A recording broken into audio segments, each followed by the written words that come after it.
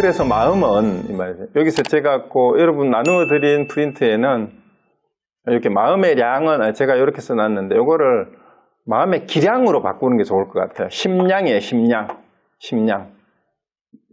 광대. 마음의 기량은 광대하여 응용이 무궁하다. 눈에 응하여서는 빛을 보고 귀에 응하여서는 소리를 듣고 코에 응하여서는 냄새를 맡고 혀에 응하여서는 맛을 알며 나아가 행하고 모든 것이 다 스스로의 마음이다. 어느 때든지 언어의 길이 끊어진 것이 바로 스스로의 마음이다. 이게 자심이죠. 자심. 자, 그러니까 우리가 안, 입이, 설신이에 응해서 보고 듣고 느끼고 냄새 맡고 하는 것을 판단하는 게 다 마음의 기량이다 이 말입니다. 그게 다 마음이죠. 그래서 이것을 뭐라고 표현할 수가 없는데 어떤 식으로 표현하든 그것이 다 마음이 하는 일이다 이 말입니다. 그것이 바로 자기 마음이다라는 그 얘기예요. 그 일체 시중에 언제 어디에서든지 이 말입니다. 어느 때든지 말로는 도무지 아무리 설명하려야 막 끝이 없고 그래서 말로는 앞부러지게 설명할 수 없는 그게 바로 자기 마음이다. 이 마음을 떠나서 아무것도 없다라는 얘기예요. 그 다음에 그래서 열의 모습은 다함이 없으며 지혜도 그러하다 하시다. 모습이 다함이 없는 것이 곧 스스로의 마음이다. 마음이 능히 모든 것을 이때도 요 마음을 여기서 마음을 여기 원문이 뭐냐면 심식이에요. 심식. 그때 마음의 인식이라고 번역을 하는 게 좋고요. 그냥 심식으로. 심식은 마음의 인식이 능히 모든 것을 잘 분별하고 심식선 능분별 일체 요거예요. 능히 모든 것을 잘 분별하고 나아가 행하고 움직이는 모든 것이 다 지혜이다. 마음은 형상이 없고 지혜 또한 다함이 없다. 자, 여기 그걸 고치세요. 셋째 줄에 마음의 인식이 능히 모든 것을 잘 분별한다. 여기 심식이 앞에는 뭐가 나왔어요? 앞에는 심량이 나왔잖아요, 그죠? 이게 이걸 마음의 깃틀로 번역을 하고 여기서는 이제 마음의 인식이에요. 마음의 인식이 이제 열의 모습도 열의 모습이라는 것도 정해진 게 없다 이 말이에요. 그러니까 부처다, 깨달음이다, 성인이다, 도인이다 하는 게 어떤 특정한 모습이 우리가 흔히 불교인들은 부처님은 뭐 30 이상 80 종호를 갖추었다 이렇게 얘기를 하지만 그런 말들에 끄달리지 말아야 말이에요. 부처는 30 이상 80 종호를 갖춘 게 아니고 우리 일체 모든 중생의 모습으로 다 올 수 있는 게 부처예요. 그 말이에요. 일체 중생이 부처다라고 했으니까 모든 중생이 다 부처 아닌 바가 없으니까 일체 모든 중생의 모습이 그대로 부처의 모습이니까 다함이 없다라는 말이 그 말입니다. 지혜도 그렇다라는 얘기죠. 그래서 모습이 다함이 없다는 건 특정한 모습이 없다 이 말입니다. 왜? 마음이기 때문에 열에는 부처는 모습이 있을 수가 특정한 모습이 있을 수가 없어요. 자기 마음이니까 자심이니까.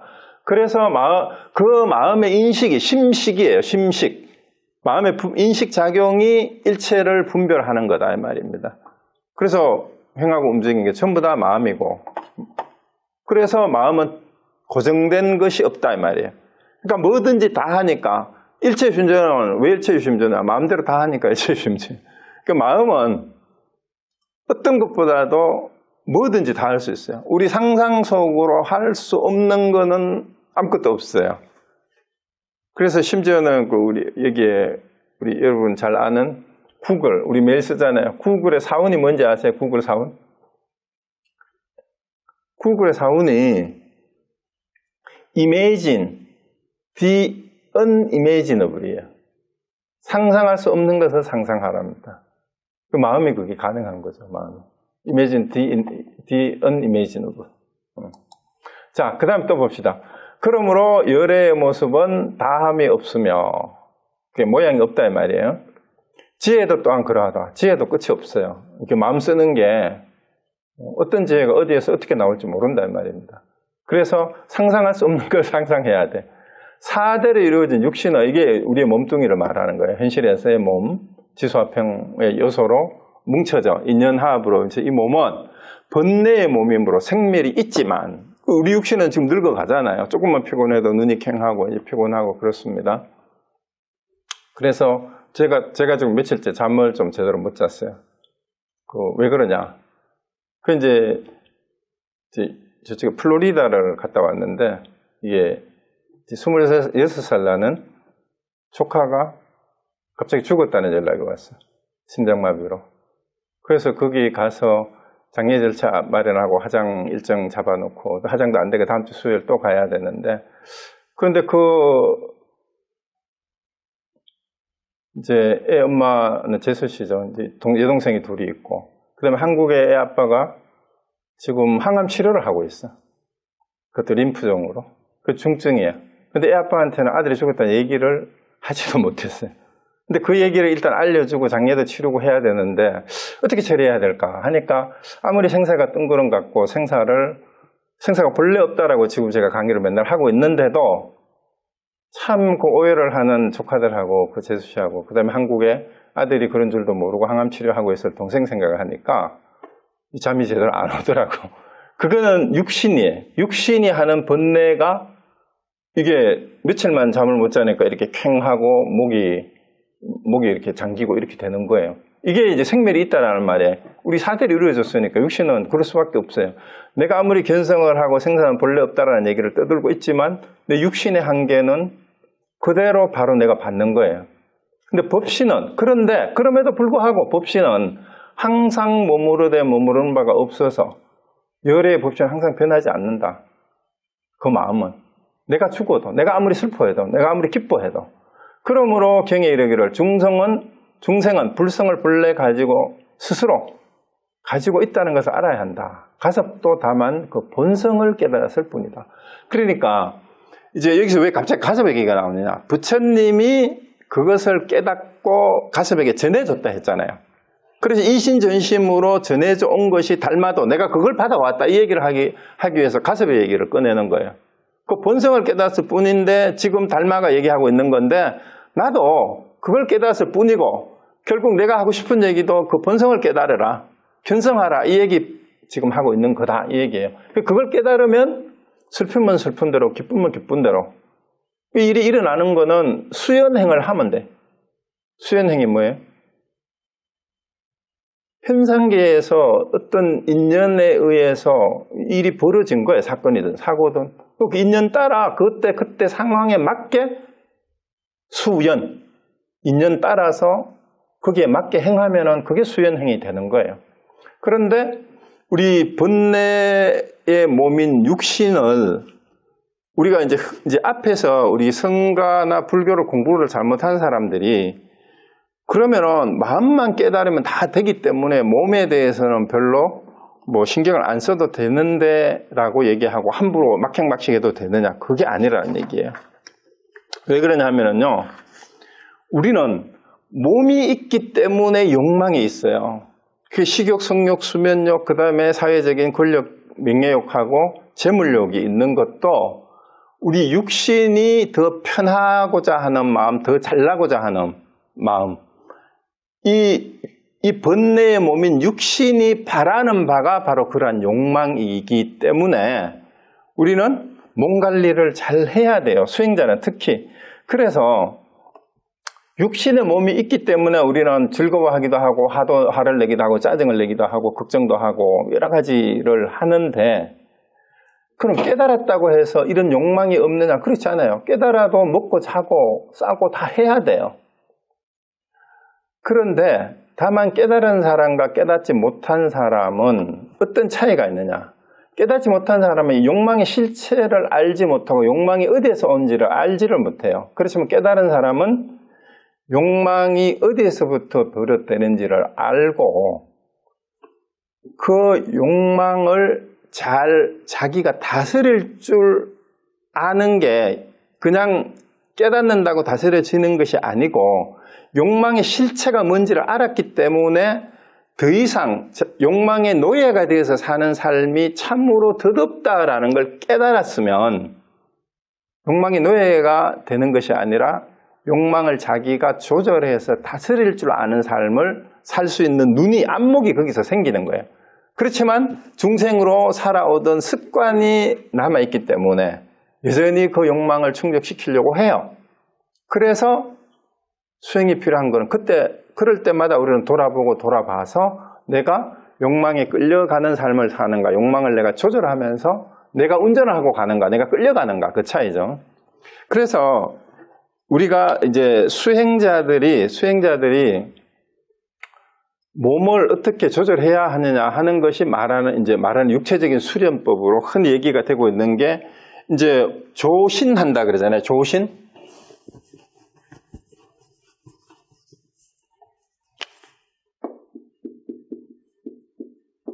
조절한다라는 뜻이에요. 이 조신을 하는데 몸을 조절하는 방법 가운데의 첫 번째가 뭐예요? 먹는 걸 잘 먹어야 돼. 이게 조식이에요. 그게 조식. 그 다음에 호흡 수련이 그게 조식이에요. 숨쉬기를 잘 해야 돼. 누가 뭐 건강을 위해서 뭐 운동하는 거 있냐 물어보면 나 숨쉬기 운동밖에 아무것도 안 해요 라고 하는데 사실은 숨쉬기 운동이야말로 가장 좋은 운동이에요. 이게 호흡 수련법입니다. 그래서 조식과 조식을 이 호흡 수련을 통해서 뭐 이제 먹고 숨쉬고 몸을 잘 조절하는 수련을 하는 것을 이제 뭐 단학이나 기공 수련이나 뭐 운동을 하는 게 이걸 하는데 이거를 통해서 뭘 해요? 결국은 조심을 하는 거죠.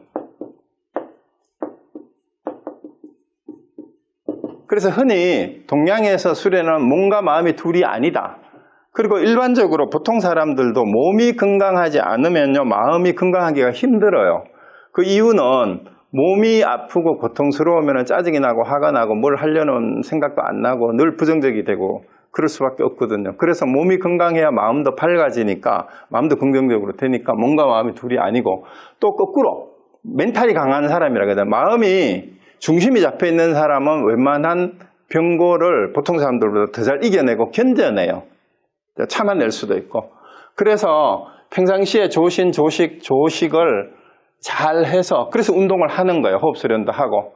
그렇게 해서 마음을 다스려 나가는 건데 이것이 상호작용을 이제 해야 되는 거죠. 이 한방에서도 그런 걸 얘기하고. 그러는데 문제는 요즘 일부 수련단체에서 이 몸으로 하는 조식을만 잘 하면은 신선이 돼가지고 1000개의 입문을 하네, 0개의 입문을 하네 이러면서 그것이 마치 도를 깨닫는 길인 것처럼 혹세무민하는 단체들이 엄청 많아요.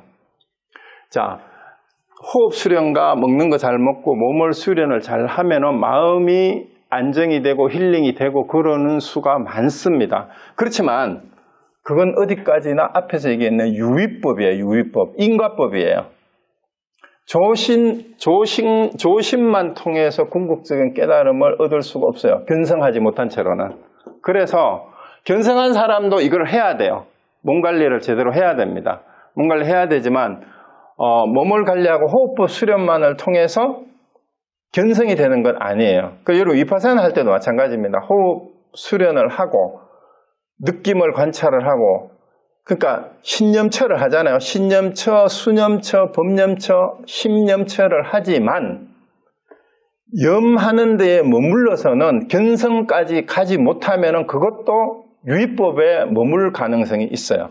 그래서 신념처를 할 때 염하는 그것이 누구인지를 정확하게 알아야 위파사나도 제대로 되는 거예요. 그래서 견성이라고 하는 것은 신수신법의 위파사나의 신념처, 심념처를 하는 그것을 알아야 돼요. 그것이 그렇게 하고 있는 것이 그것이 바로 본래 자기 마음이다라는 걸 알고 위파사나를 해야 된다라는 그런 얘기일 수가 있습니다. 그래서 일부 수련단체 보면 사람들을 이 유의법을 가지고 몸의 육체 수련을 통해서 깨달음으로 뭐 도인이 될 수 있다라고 하는 그런 수련단체들이 많은데 착각이자 이게 바로 망령된 견해예요. 그게 망령된 견해. 4대로 이루어진 육신을 가지고 해탈을 하고 영생을 한다라는 것이야말로 사이비도 아니에요. 그거는 사이비는 흡사한데 아니다라는 뜻인데 그냥 말 그대로 삿된 무리의 사도예요. 사도. 자, 그래서 착각하시면 안 됩니다. 그 수행자들은 다시 한번 말씀드리면은 욕망이 없어지는 게 아니고 육신이 있는 한 욕망은 있지만 그 욕망을 어떻게 조절하고 다스려 나갈지를 그 실체를 안다라고 얘기할 수 있습니다. 그러니까 이제 유의법에 매여 가지고 끄달려 가는 것하고 견성을 해서 번뇌와 뭔가 본래 마음이 어떻게 다른지 법신을 아는 사람은 그 욕망을 실체가 없음을 알아서 다스려 나갈 뿐이다. 근데 그 다스리는 것은 자기가 모구행을 해 나가는 과정에서 얼마든지 어려움에 이제 봉착할 수가 있어요. 그래서 그걸 스스로 극복해 나가는 것이 바로 수행이다. 이렇게 말씀드릴 수가 있습니다. 자, 그래서 이제 마음은 항상 우리가 말하고 쓰고 움직이는 가운데 있기 때문에 응당 머무는 바 없이 그 마음을 내는 게 아니라 마음은 원래 머무는 바가 없어요. 응무소주 이생기심이라 그랬는데 응당 머무는 거 없기 때문에 그 마음은 저절로 일어나는 거예요. 그래서 그 마음을 쓰는 것이 이제 응무소주 이생기심 하듯이 그렇게 마음을 쓰면 되는데 이 얘기를 금강경에서도 얘기를 하고 이제 선사들이 이런 얘기들을 와서 지금 달마대사가 이렇게 얘기하고 그 다음에 이거를 달마대사의 얘기다라고 해서 이제 후대에 선종에서 이제 혈맹론이라고 이름을 붙여서 유포를 했던 이유가 바로 당대 중국에서 선불교의 이 선사들이 가지고 있었던 시대적 소명이자 사명감이었어요. 그 선불교가 다른 어떤 종파나 다른 종교보다도 위대한 그 특성이 있다면 바로 그거예요. 선종이 이제 대두되기 전에 중국은 이미 정토종과 교종이 많이 들어와 있었어요. 그런데 그때 당시에 교종과 선종은 이제 방편을 이제 현재의 선업을 지음으로써 수행의 가보를 통해서 과거에 내 생에 더 좋은 데 태어나거나 이제 아니면은 내 생에 깨닫는다라는 수기는 예언이잖아요. 수기를 줬는데 선종의 위대함이 어디에 있느냐면은 미래의 부처가 될 거다라고 수기를 한 것이 아니라 지금 바로 여기 이 자리에서 해탈하고 성불할 수 있다라는 얘기를 바로 대놓고 얘기한 거예요. 그래서 연불이나 성경이나 지계나 보시 등등 등의 이런 방편은 죽어서 천상에 났고 이제 내 생에 언제 또 부처를 이루는 업을 짓는 것이긴 하지만 지금 이 자리에서 자기 마음이 부처임을 바로 깨닫기만 하면 이 자리에서 부처의 삶을 바로 해탈의 삶을 바로 살 수 있다. 이 선언이야말로 진짜 혁명적인 어떤 종교적인 가르침보다도 더 근본주의적인 혁명적인 선언이라고 할 수가 있는 겁니다. 그리고 그 말이 뭐예요? 지금 바로 네가 부처다. 이 자리에서 바로 깨달아라. 이렇게 가르치는 것보다도 우리 모든 사람들에게 더 자존감을 높여주는 가르침은 없습니다. 네가 부처다. 지금 이 자리에서 바로 깨달아라. 지금 여기가 있는 그대로가 진리다라고 네가 서 있는 자리가 바로 그 땅이 바로 진리의 자리다라고 가르치는 가르침이 세상에 하나도 없어요. 이렇게 직설적으로 얘기하는 데가 없었어요.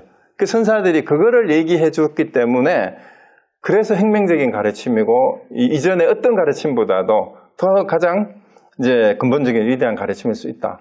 지금 여기 바로 깨달으면 네가 바로 부처다. 그게 바로 자기 마음이다라고 이렇게 가르쳐 준 거잖아요. 이거보다도 인간의 자존심을 인간의 존엄성을 더 당당하게 밝혀준 가르침이 그 이전에 없었죠. 그죠? 다들 그냥 비유로 이렇게 빙빙빙 돌려서 변죽만 올렸을 뿐인데 이 선사들은 단도직입적으로 직지인심해서 그냥 바로 네 마음이 부처다라고 여기서 바로 깨달으라 이렇게 얘기를 했잖아요. 자, 그래서 이 부처님과 가섭과 달마와 그 다음에 법을 이은 육조 해능을 이어서 기라성 같은 많은 선사들이 오늘날까지도 그 법맥을 이어서 오늘 제가 이 얘기를 할 수 있도록 해준 그 가르침의 내용이 자기 마음이 그게 바로 불성이고 부처고 그 외에는 아무것도 없다. 다른 데 찾지 마라. 이 당당한 가르침을 전해준 거예요. 그래서 최고의 가르침이라고 얘기를 하는 겁니다.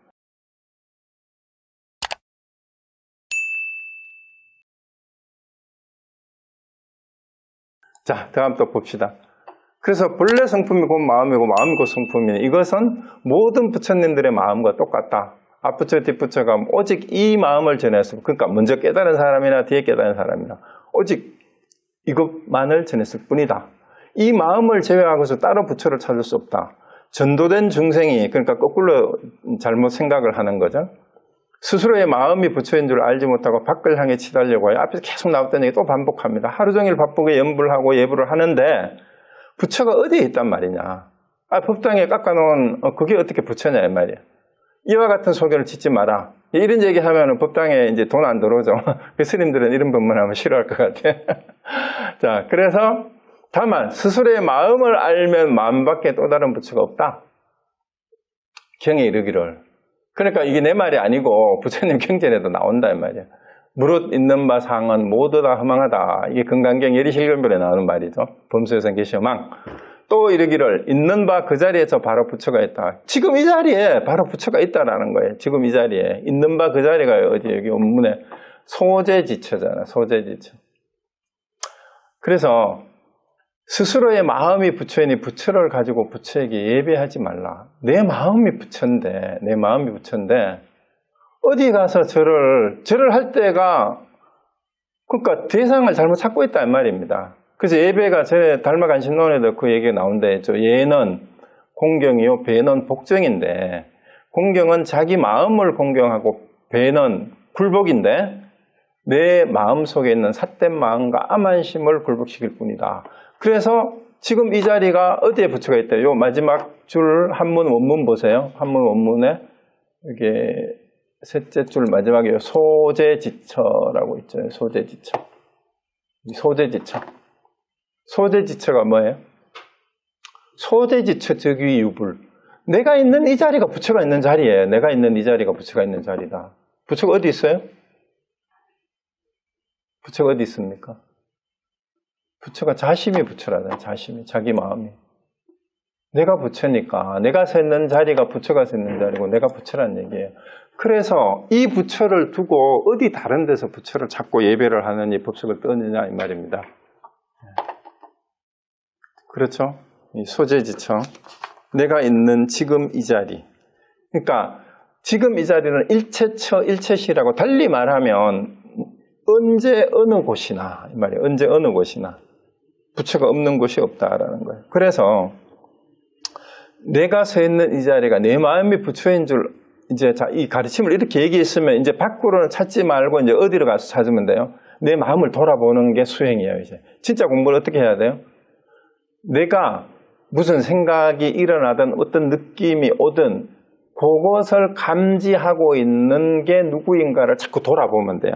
그래서 이제 예를 들어서 우리가 감각작용을 통해서 자 여기가 눈하고 귀하고 코 혀가 있고 우리 몸이 있잖아요.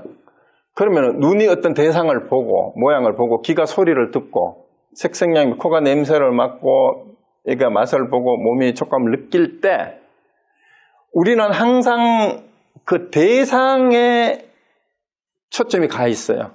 그러지 말고 이제 공부는 어떻게 해야 되냐 하면은 눈으로 뭐뭐를 볼 때 사람을 보든 누구를 보든 보고 있는 자기에게로 초점을 돌리세요. 사람을 보고 저 사람이 이쁘다 아니면 밉다 좋다 싫다 물건이든 그렇게 분별심을 내고 있을 때 그 분별하고 있는 자기를 돌아보라 이 말이에요. 소리를 들을 때도 마찬가지예요. 아 이게 너무 멋있는 말이야? 아니면 시끄러운 소리야? 듣기 싫은 소리야? 그러니까 우리가 듣기 싫은 소리는 시끄러운 소리 있기도 했지만 자기한테 충고해주는 좋은 가르침인데도 자기를 혼을 내면 듣기 싫은 소리가 되잖아요. 그럴 때도 그 소리에 쫓아가서 화를 내거나 아니면 자기한테 아부하고 칭찬하는 소리를 듣고 기뻐하거나 그것도 소리에 자기가 반응을 하는데 거기에 대상에 가지 말고 그 반응을 하는 자기를 돌아보라 이 말이에요. 그 공부가 자기가 하는 공부예요. 그래서 그렇게 판단을 내리고 인식하고 있는 그것이 자기 마음인데 부처는 거기에 있어요. 그러니까 그게 뭔지를 확인하는 공부를 이제는 해야 돼요. 그래서 그거를 확인을 해서 내가 이런 걸 해봤는데 내가 소리를 듣고 이런 걸 느꼈고 뭘 보고 이걸 느꼈고 아니면 어떤 냄새를 맡고 아니면 뭐 밥을 먹다가 깨달을 수도 있어요. 무슨 맛을 느꼈는데 그때 어떤 이런 얘기를 해줄 수 있는 사람에게 내가 이런 걸 하다가 이런 걸 느꼈습니다. 이게 이런 거냐고 묻는 게 그게 줄탁에서 병아리가 졸졸졸하고 삐약삐약 하는 거란 말이에요. 그래서 그런 거를 물어왔을 때 그것을 어미닭이 쪼아드듯이 스승은 그래 그거다라고 깨어서 거기서 깨어나게 그게 마음이다라고 확인을 시켜주는 그런 작업이 시작이 되는 거예요. 그래서 자기가 하려고 하는 마음이 있을 때, 이런 수행을 하려고 할 때 스승은 그거를 점검해 줄 수가 있어요. 그게 점검이고 탁마예요. 탁마라 그러잖아요. 탁마. 그럼 세상의 공부도 마찬가지죠. 공부하기 싫은 놈을 아무리 끌고 와가지고 세상에 앉혀놓고 주입을 시키려고 해도 그게 제대로 될 리가 없어요. 그런데 공부를 하려고 자기가 노력하고 알려고 하는 학생들은 조금만 가르치고 힌트를 줘도 팍 터져요. 그래서 본인이 하려고 스스로 노력을 해야 되는데, 우리 불경에도 그 얘기했잖아요. 말을 물가에까지 끌고 갈 수 있지만 억지로 물을 먹일 수는 없다라고 얘기하는 것처럼, 스스로 하려고 하면 자기가 있는 그 자리가 마음이니까, 마음 돌아보는 일이 불교 공부의 처음이자 마지막이구나. 그럼 그렇게 해야 되겠다. 그래서 이제 이 말씀을 드리는 거는 달마가 하는 거잖아요. 제발 엉뚱한 데서 시간 허비하지 말고 허튼 짓 하지 마라 이 말이에요. 진짜 불교를 공부하려거든. 자기 마음 찾는 것, 그게 최고인데 왜 엉뚱한 데 가서 엉뚱한 짓 하고 있느냐 이 말입니다. 자, 그렇죠. 자, 그 다음에 또 가봅시다. 만일 부처와 보살의 모습이 호련히 나타나면 절대로 예경하지 마라. 왜? 앞에 얘기했죠. 내가 부처인데 보이는 모습은, 대상은 그건 상일 뿐이에요. 내 마음은 텅 비고 고야야 본래 이와 같은 모습은 없다. 그 마음은 모습이 있거든. 만일 형상을 취하면 곧 이것은 마구니이니 모두 삿된도에 떨어진다. 만일 헛개비가 마음에서 일어난 것이라면 예경할 필요가 없다. 그렇죠? 예경하는 이는 알지 못하고 아는 이는 예경하지 않는다. 이거는 꼭 그 노자에 나오는 그 말하고 똑같아요. 은자부지 지자불언이라고 그러죠. 노자에는 그렇게 나오잖아요. 말하는 자는 알지 못하고 지자불언, 아는 자는 말하지 않는다. 이 말을 하면 좀 억울하잖아. 내가 지금 말을 계속 하고 있는데, 말하는 자는 알지 못하고 지자불언, 아는 자는 말하지 않는다라고 얘기하는데, 그러니까 여러분이 지금은 내가 말하고 있으니까 나는 모르는 사람이고, 여러분은 가만히 있으니까 아는 사람은 말이 없습니다. 근데 그러고 보니까 이 노자의 저 구절이 좀 억울해, 그죠? 그래서 이거를 좀 다르게 해석을 하면, 그냥 장난으로, 말을 한다고 다 아는 게 아니고, 안다고 해서 말할 수 있는 건 아니다. 이렇게 바꿨으면 어떨까 싶어요? 자, 그런 것 같아요. 은자부지 지자불언을 이제 말하는 자는 알지 못하고, 아는 자는 말하지 않는다는데, 말을 한다고 아는 게 아니고, 안다고 해서 말할 수 있는 건 아니다. 이렇게 하면은 내 생각에 더 좋을 것 같아요. 어쨌거나 여기서 그 본문의 내용이 뭐였죠? 예경하는 이는 알지 못하고, 뭘 예경해요? 부처와 보살의 모습을 보고, 형상을 보고, 걷다가 절을 해대는 사람은 그 깎아놓은 불상이 내 소원을 들어줄 것이라 알고 하면 이건 몰라서 그렇다. 아는 이는 예경하지 않는다. 근데 형상은 똑같이 법당에 들어가서 불상에 절을 하지만 어떻게 절을 해야 돼요? 그럼 절은 하긴 하는데 그 절을 하는 것은 앞에 깎아놓은 불상이 아니고 내 마음에 있는 본래 자기 마음에다가 절을 하고, 그 다음에 배를 하는 것은 굴복이라 했는데 내 마음속에 있는 삿된 마음과 욕망과 암안심을 내려놓게 그렇게 절을 하라 이 말입니다. 자, 예경하는 것은 마구니에 포섭된, 그러니까 봐요. 이 대상을 보고 모습을 보고 예경하는 것은 마구니에 포섭된 거라 그러잖아요. 하기니 알지 못할까 걱정되므로 이와 같이 밝혀두는 것이다. 그러니까 이 선불교가 혁명적인 게 바로 이래요. 그러니까 이런 불교의 가르침을 두고 어떻게 우상숭배라고 할 수 있겠어요? 철저히 우상숭배를 배격한, 어떤 것보다도 더 우상숭배를 배격한 거잖아요. 심지어 부처님의 모습을 보고도 예경하지 말아야 했으니까 기독교식으로 말하면은 하느님이나 예수님의 모습을 보고도, 십자가를 보고도 예배하지 말아라는 그 얘기잖아. 근데 기독교인들은 거기까지 못 가요. 우상을 숭배하지 말아 해놓고는 십자가하고 예수님은 엄청 또 예배를 하고 기도하고 거기에 뿌리 엎드려가지고 별거를 다 빌잖아. 그게 진짜 우상 숭배예요. 그리고 자기 마음속에 있는 우상, 이런 것들을 다 버려야 됩니다. 그래서 모든 부처님들의 본래 성품의 바탕 위에는 도무지 이와 같은 모습이 없으니 간절하게 반드시 명심하라. 만일 이상한 경계가 나타나거든 절대로 취하지도 말고 두려워하거나 겁내지도 말고 의심하거나 홀리지도 마라. 내 마음이 본래 청정하거늘 어느 곳에 이와 같은 모습이 있겠는가. 자, 이 얘기는 여러분이 잘 들으셔야 돼요. 지금 여기 나오는 얘기가 여러분 수행을 해본 분들은 우리 경계가 나타난다라는 말을 아마 스님들이나 다른 분들이 하는 것을 겪었을 거예요. 심지어 이거는 불교 수행이 아니라 요가 수행이나 호흡 수련을 해도 이런 게 나타나요.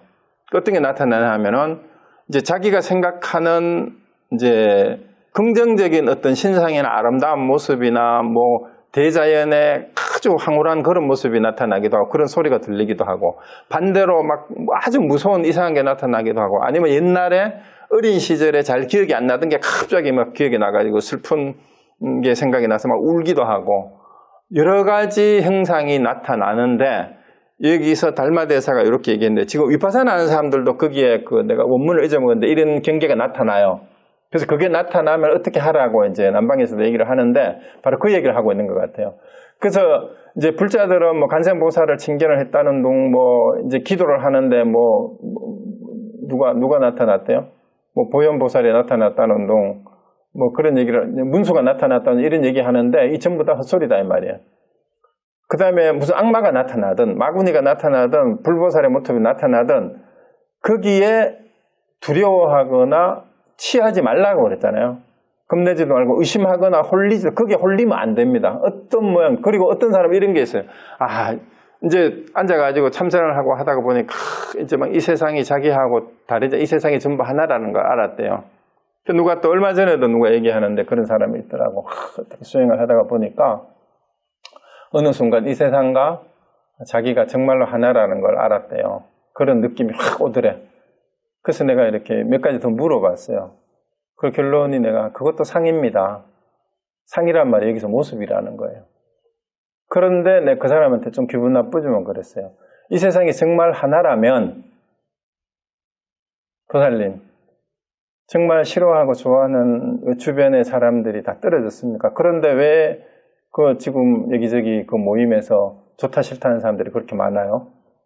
누구는 꼴 보기 싫어서 가기 싫다고 그러고 어딘 가기 싫다고 그러고 그게 남아있는데 세상이 하나라면 그런 말을 할 때는 그건 또 뭐냐? 그러면 이제 제가 앞에서 얘기했던 것처럼 깨달았지만 모구행하는 중에 좋고 싫은 게 나타날 수는 있지요 라고 대답을 했으면 그 근거를 또 물어보겠죠. 어째서 그랬는가? 그런데 그럴 수는 있어요. 좋고 싫은 게 있을 수는 있지만 적어도 이 세상이 하나라는 걸 느꼈다라는 거는 어떤 명상 속에 들어가서 마음이 좀 비어진 것 같아서 분위기가 기분이 좋을 때 그런 느낌이 옵니다. 근데 그것도 착각이에요. 여러분 미안하지만 그것도 아닙니다. 거기에서도 깨어나야 돼요.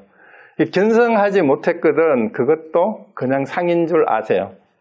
그래서 여기 오늘 여러분 정말 참선을 하거나 호흡 수련을 해서 어떤 뭐 몸에서 무슨 경계가 일어났다든가 뭐가 보인다든가 이런 경험을 했다고 하는 분들이 되게 많아요.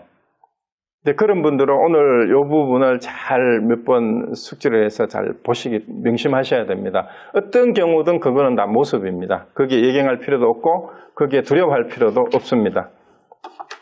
자, 그 다음에 나아가서 하늘, 용, 야차, 귀신, 제석천, 대범, 천왕 등의 행성에도 공경을 말. 그러니까 하물며 불보살한테도 그러지 마라 그랬는데 무슨 이런 게 나타나면은 아예 공경하지 마. 근데 한국은 절마다 그게 이제 토속신앙하고 결합하는 바람에 산신각도 모셔놓고 지장전 따로 모시고 이쪽에 해가지고 그 또 안내를 또 그렇게 해. 지장전에 가서도 보시하고 저기 또 큰법당에 가서 또 하고 뭐 이렇게 하고 그러는데 그런 거 보고 두려워하고 뭐 거기에서 뭘 해줄 거라고 믿지 말아라 이 말입니다. 다만 간절한 마음이 있으면 돼요. 그 지장전에서 기도를 하든 뭐 간음전에서 기도를 하든 그 대상을 보고 하는 것이 아니라 내 마음이 간절하게 많은 사람들이 지옥의 고통에서 벗어나도록 하는 세상이 오기를 그 문수를 만나서는 이 세상에 많은 사람들이 무명을 떨치고 지혜로운 삶을 살아가기를 그렇게 기도하세요. 그냥. 그러면 되는데 그게 깎아놓은 보살의 모습이 아니면 사천왕이 아니면 신중단이라고 또 뭐 신중기도를 하면 또 잘 듣는다고 또 기도빨이 좋다고 또 그래가지고 또 유명한 데가 있잖아요. 그래서 그 신중이 뭘 해주리라고 믿는 것은 물론 기복은 우리의 인간들의 소박한 마음이에요. 복을 구하는 마음은 누구나 원해요. 재물복이든 명예욕이든 식욕생욕, 수면욕이 다 충족되기를 누구나 바라요. 근데 그 바라는 게 나쁜 거 아니에요.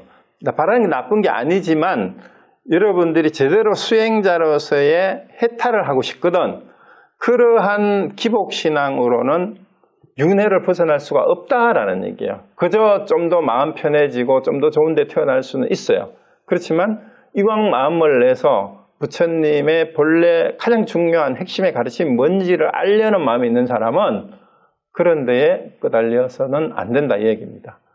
그래서 내 마음은 본래 비고 고요하여 모든 상은 다 허망한 상이니 부질없이 상을 취하지 말라.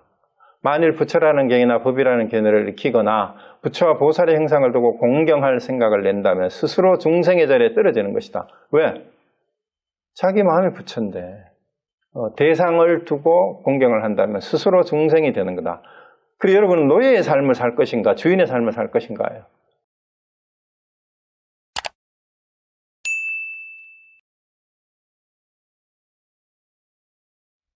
만일 바로 알고 싶으면 다만 온갖 행상을 취하지 않으면 된다. 또 달리 할 말이 없다. 그 이 말이 할 말이 없다 해놔놓고는 또 계속 말을 합니다. 그러므로 경에 이르기를 또 이제 경전을 가지고 근거를 댑니다. 무릇 있는 바상은 모두 허망하다. 아까 나왔죠. 건강경 얘기에 도무지 일정한 실체가 순명하여 일정한 상이 없다. 이것은 무상한 법이니 그 무상이란 말이 고정되어 있지 않았다. 늘 변한다 이 말이야. 항상 소멸한다 이 말입니다. 다만 상을 취하지 않으면 성스러운 뜻에 부합된다. 그러므로 경에 이르기를 모든 상을 여의면 곧 부처다. 이것도 이 일체상이에요. 그 마지막 구절 보세요. 이 일체상 증명제불이라 이렇게 얘기를 했습니다. 그러니까 이것도 건강경의 말입니다. 그래서 아상, 인생, 중생, 수자상을 가지면은 불보살이 아니다. 왜냐하면은 일체상을 여인 것이 바로 곧 부처라 이름하기 때문이다. 라고 건강경에 나오는 얘기입니다. 일체상을 여의라 그랬어요. 그래서 오늘 여기까지인데요. 그러니까 어떤 상이든 상을 취했을 때 그것은 부처하고는 관계없다. 부처는 왜?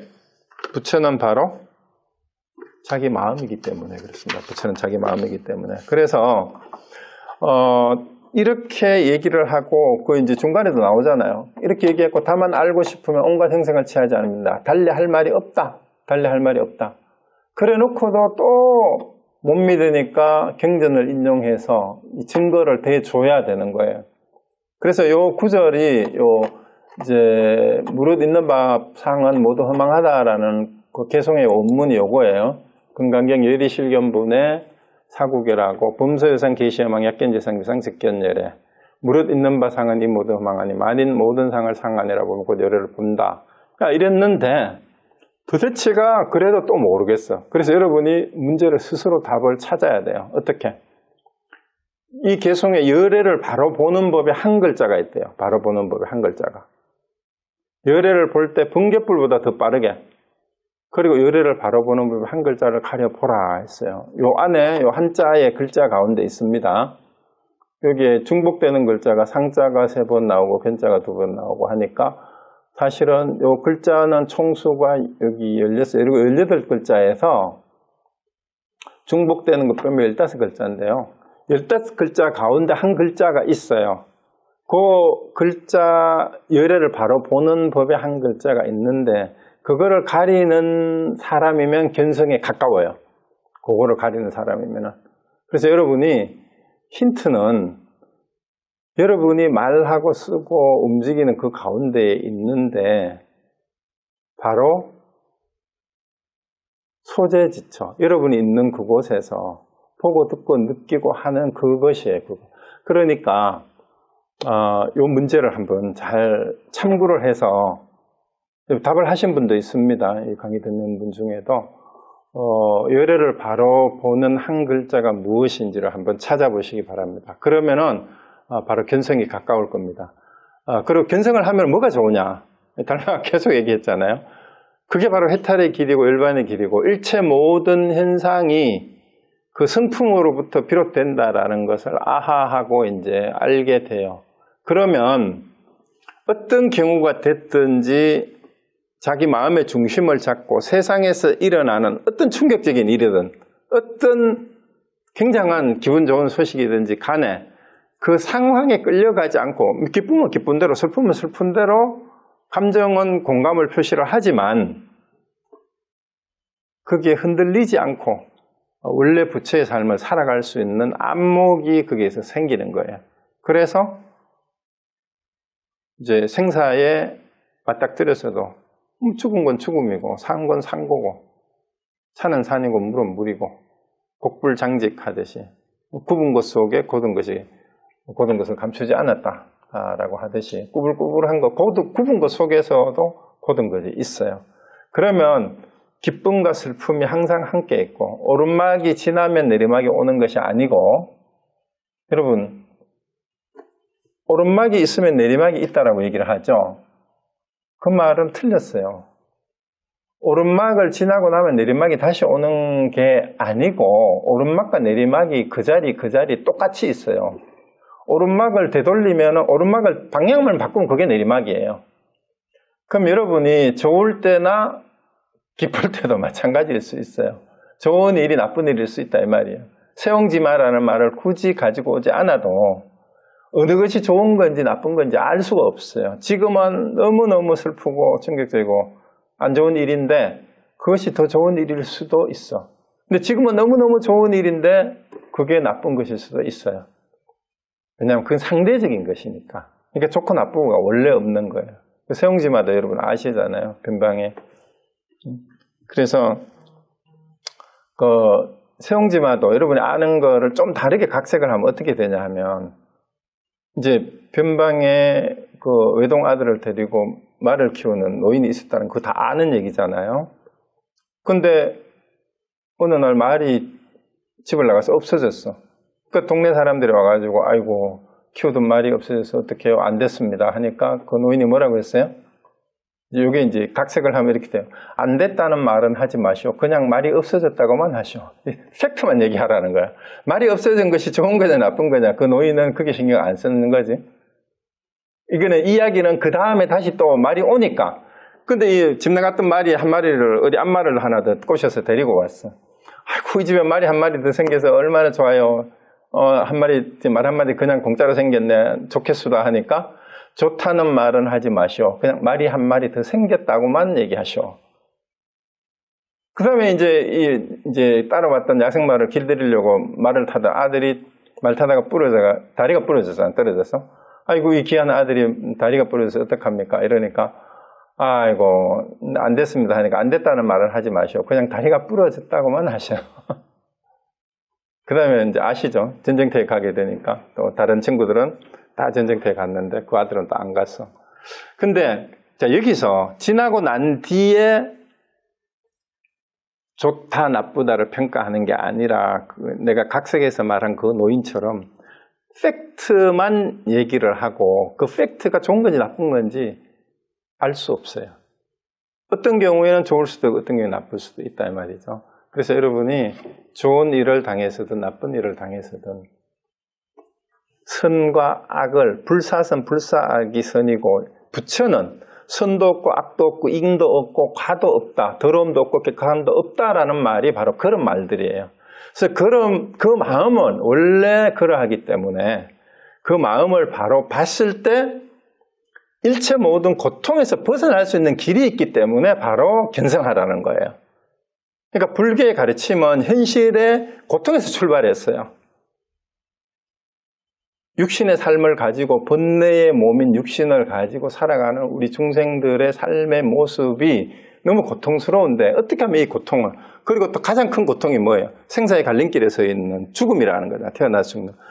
어떻게 하면 이런 고통에서 벗어날 수가 있느냐에서 출발을 했는데 그 고통을 벗어나는 길이 원인은 이제 욕망 때문이라는 걸 이제 집착이나 욕망, 무명 때문이라는 거는 얘기를 쭉 해왔는데 그런데 그 방법이 뭐냐? 무명을 없애고 번뇌망상을 없애고 고통을 없애는 방법이 견성하는 데서부터 시작된다. 그 이유는 바로 마음에서부터 모든 고통의 씨앗이 사실은 거기서부터 비롯되기 때문에 그 가장 근본 원인이 무엇인지를 밝혀야 고통도 없을 수가 있기 때문에 그래요. 그래서 왜 자꾸 견성 얘기하지? 초기 불교에서는 이제 부처님 고통에서 어떻게 벗어날까를 얘기를 했는데, 그래서 이제 후대로 이제 공부를 하고 오다가 수행을 해보다가 보니까 중국의 선사들이 내린 결론, 뭐 인가법도 있고 뭐 12인연법도 있고 여러 가지 뭐 사생제니 그 뒤에 여러 가지 가르침이 37조도품이 있지만 결국은 모든 가르침의 결론은 견성하는 데서부터 그 고통을 제거하고 해탈해 가는 길로 바로 직행할 수 있는 길이다. 그래서 보조국사는 이 가나선이 경절문이라고 했어요. 경절문, 지름길이라고 했어요. 깨달음으로 가는, 해탈로 가는, 열반으로 가는 지름길이다라고 얘기를 했으니까 바로 견성하는 길이 바로 그거다라고 이제 선종에서는 대놓고 이제 계속해서 반복해서 그 얘기만 자꾸 하는 겁니다. 그래서 여러분들도 제가 헬맹론을 수신결 앞에 하자고 했던 이유가 바로 달마대사가 어떤 선종에서는 이제 그 부처님으로부터 직접 이신전심으로 법을 이어 전해져온 28대 조사고, 그리고 달마로부터 중국 선종이 이제 연결이 되어서 육조해능대사 이후에 크게 꼽혀서 오늘날 우리 한국의 불교에까지 그 법맥이 이어져 내려왔는 가장 그 원류가 되는 분기점이 바로 이 달마대사의 혈맹론에서부터 어쩌면 선종의 가르침을 아주 직접 직지해서 가르치고 있기 때문에 혈맹론을 보고 나서 수신교를 보면 다 똑같은 얘기예요. 그래서 이렇게 했던 겁니다. 자, 오늘은 여기까지 하겠습니다. 여기까지 하고 혹시 질문이나 하실 말씀 있으면 하시기 바랍니다. 공부의 목표를 여러분들 견성에 두시고, 견성에 두지만 평상시의 생활은 몸 관리도 잘 해야 돼요. 조신, 조식, 식까지 호흡, 수련, 먹는 거. 사실 건강한 생활은 잠자는 습관, 먹는 습관, 호흡하는 거, 그다음 운동하는 습관, 이런 것들을 제대로 해야 되고, 수행자들은 아주 그런 좋은 습관을 사실은 가졌어요. 그래서 옛날에 소림사에서도 운동을 하고 시켰던 것도 그런 것들 때문이고 그랬죠. 혹시 질문이나 하실 말씀 없으세요? 그리고 지난번에 내드렸던 그 백장연가계 같은 것들도 한번 점검을 해보시고, 그 다음에 하도 계속 잡고 계시는 분들은 미루지 마시고 조금이라도 의문이 생겼을 때 바로바로 저한테 카톡을 주시든 전화를 하시든 해서 그날 의문을 둔 채로 뭔가 이거 답이 아닐까 대답 한번 해보고 싶은데 전화하면 귀찮아하지 않을까, 아니면은 거꾸로 쪽팔리지 않을까, 이런 생각하지 마시고 계속 하세요. 저는 귀찮지 않습니다. 제가 성질을 내고 화를 내더라도 그거는 그 상황에 그거를 제 나름대로는 이렇게 찝어주기 위해서 그렇게 하는 거니까 다시 또 돌이켜 보시고 계속해서 또 도전해서 여러분이 진짜 견성하고 난 다음에 여러분의 길을 가야 돼요. 견성하고 난 다음에. 그래서 그 점검하는 것이 끝나고 나면은 그건 여러분의 몫이니까 여러분이 알아서 하시면 됩니다. 그래서 그 전까지는 제가 점검을 좀 하시면 좋겠다 하고 제가 권해드리는 거는 계속해서 하시기 바랍니다. 그냥 색심은 욕심이라고 생각하면 돼요. 욕심. 욕심. 그러니까 자심, 본래 마음이라고 하는 본래 마음은 우리가 흔히 쓰고 있는 욕심, 색심이라 그러잖아요. 그 욕망하고는 같지 않다라고 이 말이에요. 그런데 이제 같지 않다라고 얘기하면은 그 욕망하고 우리의 본래 마음이 따로 떨어져 있는 데가 다르냐? 그건 아니다. 이제 그 얘기를 하니까 또 헷갈린 거죠, 사람들이. 마음과 욕망이 하나인데 어떻게 떨어져나느냐? 그렇죠. 근데 본래 마음이 우리가 이제 늘 쓰고 움직이는 가운데에 있다, 이렇게 얘기를 하니까, 그러면은 이제 어떤 사람이 잘못 이해해가지고, 그러면 탐지치, 삼독심하고 식욕, 성욕, 수면욕, 명예욕, 재물욕이 다 그러면 그게 그냥 본래 마음이면 뭐 그대로 다 쓰면 되겠네, 이렇게 얘기하면 안 된다 이 말이에요. 그렇게 얘기를 하면 지난번 마지막에 부처는 인가도 없고 선악도 없고 깨끗하고 더러운 것도 없다 하니까 마음대로 하면서 마치 이제 이거는 부처는 좋고 나쁜 것에 걸리지 않는다. 이렇게 얘기를 하면은 그거는 흑암지옥에 떨어지는, 무간지옥에 떨어지는 그거는 잘못이다. 이렇게 얘기한 것처럼, 욕심이 곧 자기 마음은 아닌데, 결국은 자기 마음과 따로 떨어져서 따로 있는 건 아니고, 거기에서 나온 것이긴 한데, 욕심은 밖으로 향하는 마음이고, 자기 마음은 그 안에 있는 그 바탕일 수가 있습니다. 그래서 욕심과 같지 않다라고. 그렇죠. 그 바탕은 하나지만, 그래서 그거를 불이법을 잘못 이해를 해서 사람들이 자꾸 이게 승속도 없고, 뭐 남녀노소도 없다라고 얘기하니까, 이제 지 멋대로 행동을 하면서 불이법이다. 이렇게 얘기하면 안 된다. 이 말이에요. 네. 그래서 거기에는 인가가 분명히 있어요. 세상에는 인가가 현상계에는 인가가 분명합니다. 인가가 본래 없다라는 얘기는 그 본래 마음의 자리에는 인가가 없지만 그것이 드러났을 때는 인가가 분명하다라는 얘기예요. 그래서 세상살이를 하면서 인가가 분명하니까 그거는 조심을 해야 됩니다. 그 12연기법은 인가법이 너무나 분명하다는 걸 알려주는 거예요. 네, 없으시면 여기서 마치도록 하겠습니다. 다음에 뵙겠습니다.